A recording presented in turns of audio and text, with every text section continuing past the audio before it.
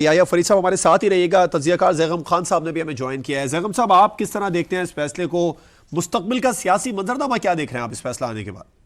चलिए, पहले हम सियासी मंजरनामे की बात कर लेते हैं। देखिए, सियासी मंजरनामे के हवाले से दो तब्दीलियां हुई हैं। एक तो आप मोरल के टर्म में देख सकते हैं कि इस वक्त पीटीआई का जो एक मोरल है वो बहुत बुलंद हुआ होगा।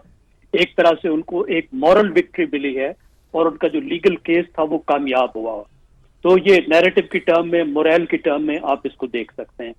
अब दूसरी बात, जहां तक असेंबलियों की बात है, उसमें एक चीज पे फर्क पड़ रहा है जो बहुत बड़ा फर्क है, और वो फर्क ये पड़ रहा है कि अब हुक्मरान इत्तेहाद के पास 2/3 अक्सरियत नहीं होगी, उनके पास आइन में तब्दीली का अख्तियार नहीं होगा। ये एक बहुत ही बड़ा अख्तियार था, एक बहुत बड़ी ताकत थी जो कभी कभी किसी हुकूमत के पास होती है। देखिए, ये अनयूजुअल पावर होती है कि हुक्मरान इत्तेहाद के पास आइन को अमेंड करने की पावर हो, और वो सिर्फ इस वजह से उनको मिल रही थी कि उनके पास तमाम रिजर्व सीट जो उनकी नहीं बनती थी वो भी जा रही थी। तो ये एक जो सब्सटैंशियल तब्दीली है, जो असल तब्दीली है, वो ये है। और वो मेरे ख्याल में एक अच्छी बात है कि इतने बड़े कंट्रोवर्शियल इलेक्शन के बाद बनने वाली हुकूमत, अगर उसके पास आइन की तब्दीली का भी अख्तियार हो और वो आइन को भी जब चाहे अमेंड करती रहे, तो मेरी राय में अच्छी बात नहीं थी।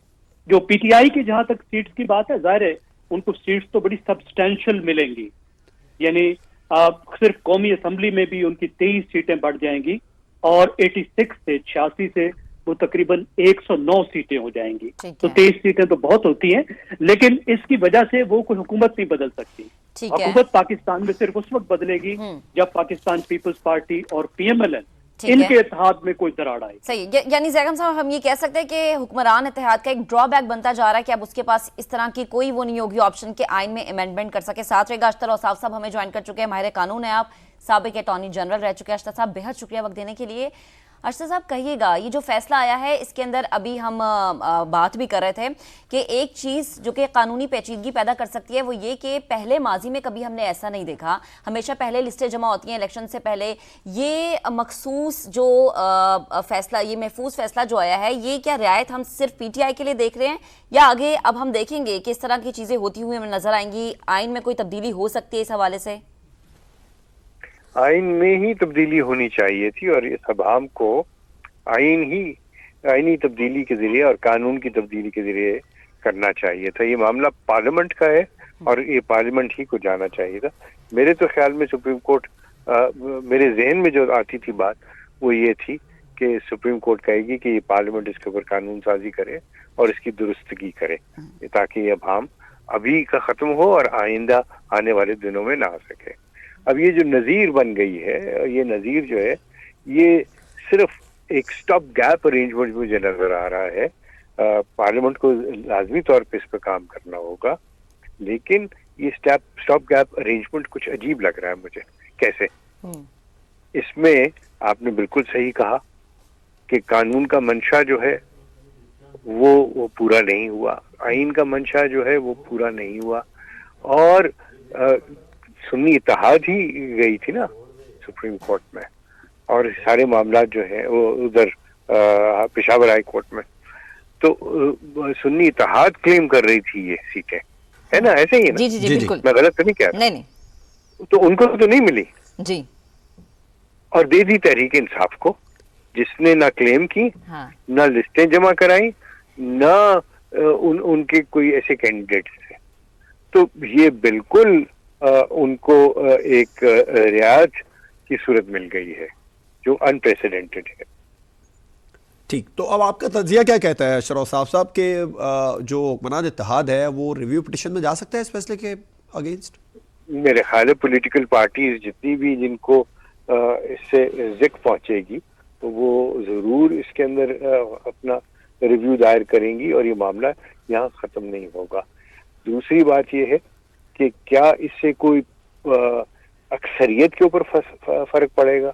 नहीं, क्योंकि 336 सीटें हैं नेशनल असेंबली में, उसमें मेजॉरिटी तो कोलिशन के पास है और कोलिशन के पास 208 सीटें जो हैं वो इस फैसले से कम तो नहीं हो जाएंगी, और अगर कम नहीं होंगी तो ऑपोजिशन बेंचेस में बैठेंगे। और आप देखिए कि ऑपोजिशन बेंचेस में पहले भी तो तहरीक इंसाफ ने क्या किया था, जी। और जब वो ट्रेजरी बेंच में थे तब उन्होंने कौन सी को कानून साजी की थी? सही। तो अशरफ साहब जो एक आईनी बहरान असेंबली के अंदर नजर आ रहा था, आप समझते हैं वो सॉल्व हो गया? अरे नहीं, बहरान तो ये क्रिएट किए जाते हैं। ठीक। बहरान जो है वो चलते रहेंगे और इस जजमेंट की वजह से कोई अभाम दूर नहीं हो जाएगा। सही। और ये सिलसिला शायद मजीद चले आगे, क्योंकि कंफ्यूजन दर कंफ्यूजन हो इसमें चलेगी अभी। सही। ठीक है, अशरफ साहब साथ रहेगा। या फरीद साहब आपकी जानिब बताइए, जैसा अशरफ साहब भी कह रहे थे ना कि पीटीआई का और सुन्नी इत्तेहाद काउंसिल का हम बार बार सुन रहे थे कि सुन्नी इत्तेहाद काउंसिल की मखसूस नशिस्तें हैं, लेकिन यहाँ पे नाम ही सिर्फ पीटीआई का लिया गया क्योंकि कमेंट सुप्रीम कोर्ट की जानिब से ये दिए गए थे कि पीटीआई सियासी जमात थी और है, इंतखाबी निशान से महरूमी किसी जमात का इलेक्शन में हिस्सा लेने का हक ख़त्म नहीं कर सकती। और ये जो फैसला है पंजाब खैबर पख्तूनख्वा सिंध असम्बली में भी इस फैसले का इतलाक होगा, तो सिर्फ पीटीआई की बात की गई, इसको आप कैसा देख रहे हैं? जी या फरीद साहब आप हमारे साथ हैं?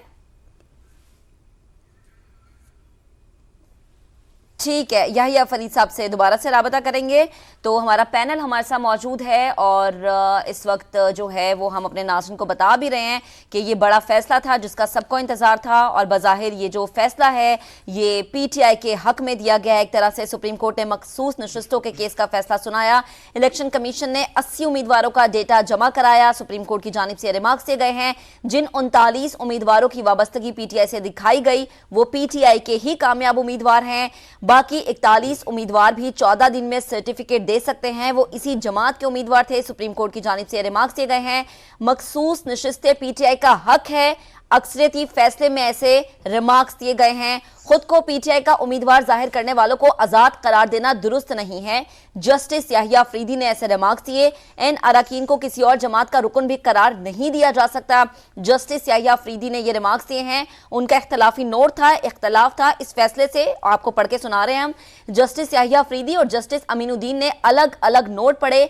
पाकिस्तान तहरीक इंसाफ मखसूस नशिस्तों के लिए अहल करार दे दी गई है। आज के इस अहम फैसले में सुन्नी इत्तेहाद काउंसिल ने इलेक्शन नहीं लड़ा, मखसूस नशिस्तों की अहल नहीं है। इख्तलाफी नोट में यह लिखा गया है।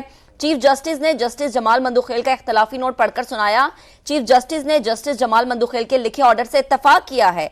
अक्सरियती फैसला देने वाले 8 जजेस में मंसूर अली शाह, मुनीब अख्तर और मोहम्मद अली मजहर शामिल हैं। इसके अलावा जस्टिस आयशा मलिक, जस्टिस अतर मेनुल्ला, जस्टिस सैयद अजहर अली रिजवी भी अक्सरियती बेंच का हिस्सा हैं।